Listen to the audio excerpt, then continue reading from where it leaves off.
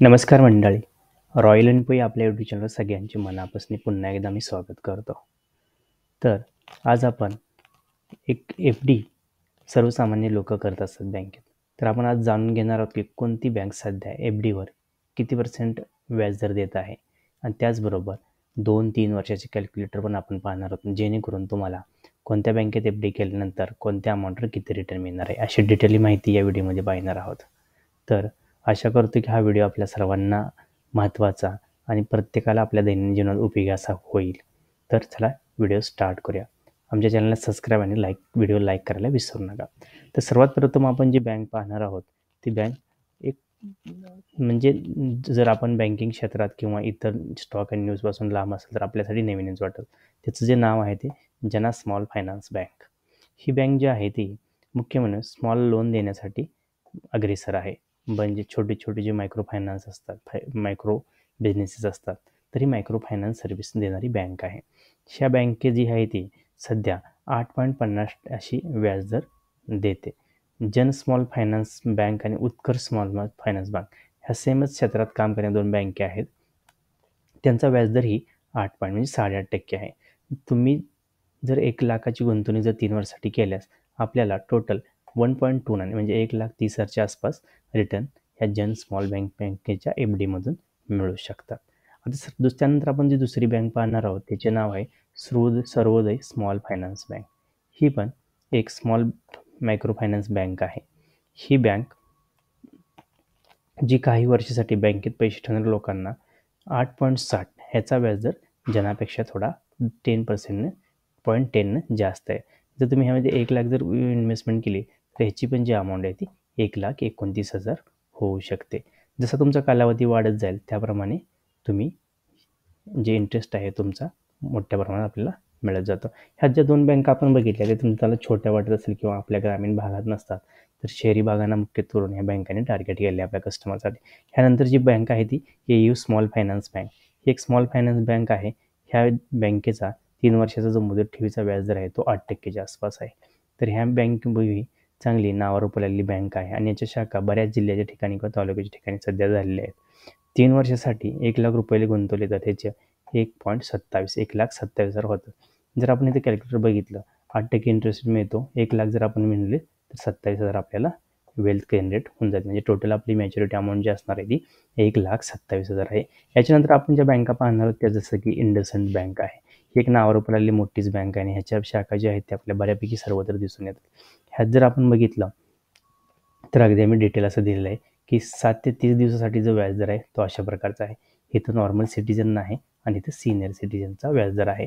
तर आपण जिथं बघायला गेलं तुम्हाला तर जसं जसं आपण खाली तसं 8.25 8.60 हा व्याजदर सध्या सगळ्यात जास्त दिसून येतो. 7.85 नॉर्मल लोकांना आणि हा सिनियर सिटीजनना 8.60.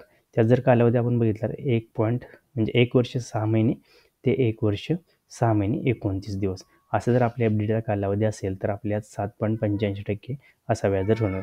समजा आपण जर इंडसइंड बँकेमध्ये 1 लाखाची इन्व्हेस्टमेंट केली 5 वर्षासाठी जर व्याजदर जर बघितला तर आपण 7.25 धरला तर 1 लाखाचे आपल्याला 5 वर्षात 43,000 व्याज मिळतं. टोटल जी अमाऊंट होऊन जाते ती 1,43,535 आपली अमाऊंट होऊन जाते. तर इंडसइंड बँक ही खूप मोठी बँक आहे कम्पेअर टू पहिले जे आपण 2-3 बँका बघितल्या त्यापेक्षा. आणि ह्यामध्ये आपल्याला एफ-डी एक सिक्युअरपणा देते आणि ह्यामध्ये आपण इन्व्हेस्टमेंट करू शकता. ह्यानंतर जर आपण बघितलं तर दुसरी जी बँक आहे ती बंधन बँक आहे. ही पण बँक बऱ्यापैकी मोठी नावावर रुपलेली बँक आहे. ह्यामध्ये जर आपण बघितलं सगळ्यात मोठा जो व्याजदर आहे तो आपल्याला 1 वर्ष 4 महिने 13 दिवस ते 1 वर्ष 4 महिने 13 दिवसाची जर एफ-डी असेल त्याप्रमाणे आपल्याला असा मिळतो की 7.85 नॉर्मल सिटीजन, सिनियर सिटीजनना 8.35.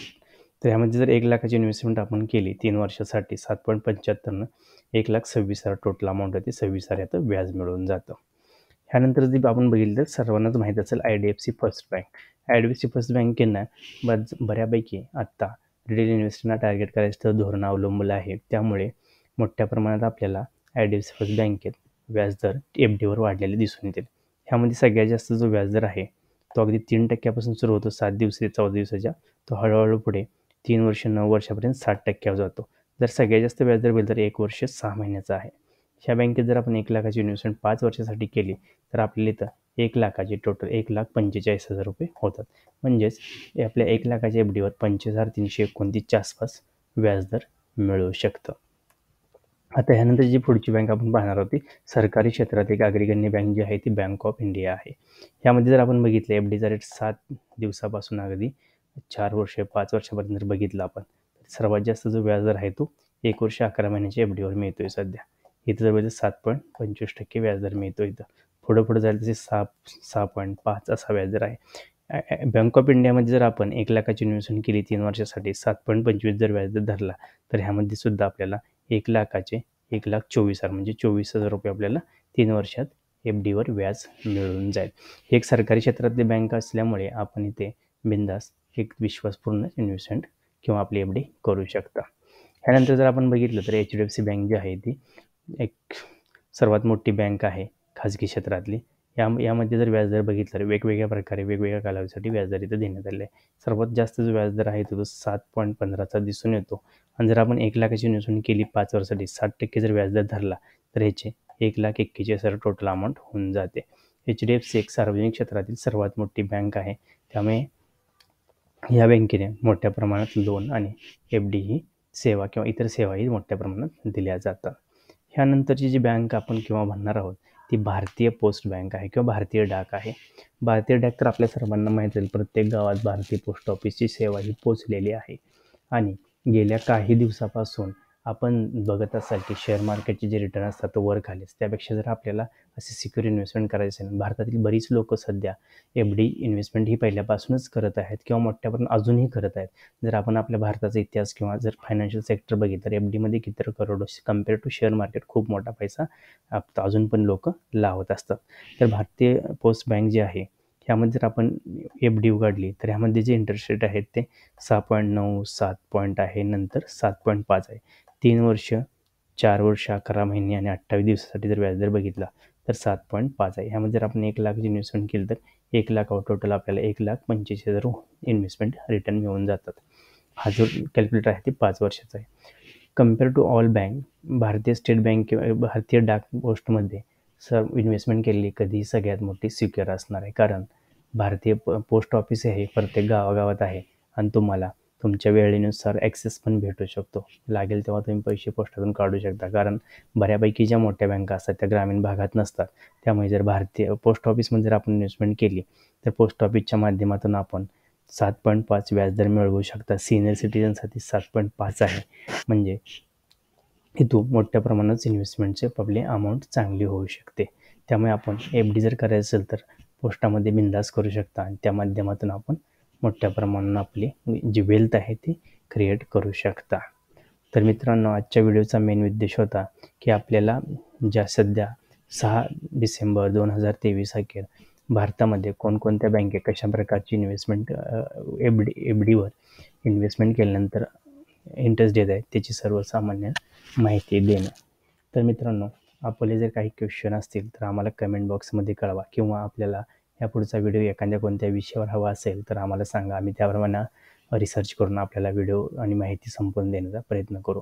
यानंतर आम्ही जे व्हिडिओ जे बनवणार आहोत तो आहे पोस्ट ऑफिसवर बनवणार आहोत आणि जे फेमस असे स्टॉक आहेत किंवा येणाऱ्या कालावधीत चांगला परफॉर्मन्स करणारे स्टॉक आहेत त्यावर बनवणार आहोत. तर व्हिडिओ आमचा शेवटपर्यंत पाहिल्याबद्दल आपल्या सर्वांचे आभार. आशा करतो की ह्या स्टॉक फ्रीडमच्या जर्नीमध्ये आपल्या सर्वांचा फायनान्शियल ग्रोथ हो आणि आपल्या सर्वांचा राम राम घेतो. Have a good day. Bye bye.